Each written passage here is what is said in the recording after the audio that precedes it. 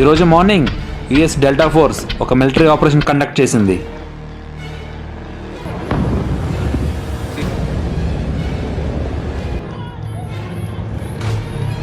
దానిలో భాగంగా ముడ్రోని తన వైఫ్ని వెనిజులా నుంచి బయటికి తీసుకెళ్లిపోయారు. ఒక్కసారి కమిట్ అయితే నా మాట నేనే విన్నా అన్నట్టుంది ట్రంప్ పరిస్థితి. ఒకవైపు చైనా ఇంటెలిజెన్స్, మరోవైపు రష్యా వాగ్నర్ ఆర్మీ, మరోవైపు ఇరానియన్ మిసైల్స్, ఇవన్నీ కూడా ముడ్రో పతనాన్ని ఆపలేకపోయాయి. యుఎస్ఏ ఎంతో మంది ప్రెసిడెంట్ని దింపేసింది, కానీ రీసెంట్గా ఏ కంట్రీలోనూ అమెరికా ఇలాంటి ఆపరేషన్ చేయలేదు. లాస్ట్ టైం అమెరికా డైరెక్ట్గా ఇన్వాల్వ్ అయింది ఇరాక్లోనే, అదే సద్దాం హుస్సేన్ కోసం. ఏదైతే ఏంటి, నెక్స్ట్ ఫ్యూ మంత్స్లో వెనిజులాలోకి ఒక కొత్త గవర్నమెంట్ రాబోతుంది.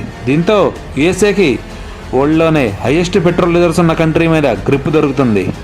అతి త్వరలో గ్లోబల్ ఆయిల్ ప్రైజెస్ని కూడా యుఎస్ఏ కంట్రోల్ చేయబోతుంది. దీంతో రష్యాకి, ఒపెక్ కంట్రీస్కి పెద్ద దెబ్బే. చూద్దాం దీనివల్ల మనలాంటి ఆయిల్ ఇంపోర్టింగ్ కంట్రీస్కి ఎలాంటి లాభం చేకూరుతుందో. మన చుట్టూ జరిగే వార్తలనే కాదు, యావత్తు ప్రపంచంలో జరిగే విశేషాలను తెలుసుకోవాలనుకుంటే మా ఈ జియో పాలిటిక్స్ తెలుగు ఛానల్ని సబ్స్క్రైబ్ చేసుకోండి. అయితే పక్కనే ఉన్న బెల్ ఐకాన్ని క్లిక్ చేయండి.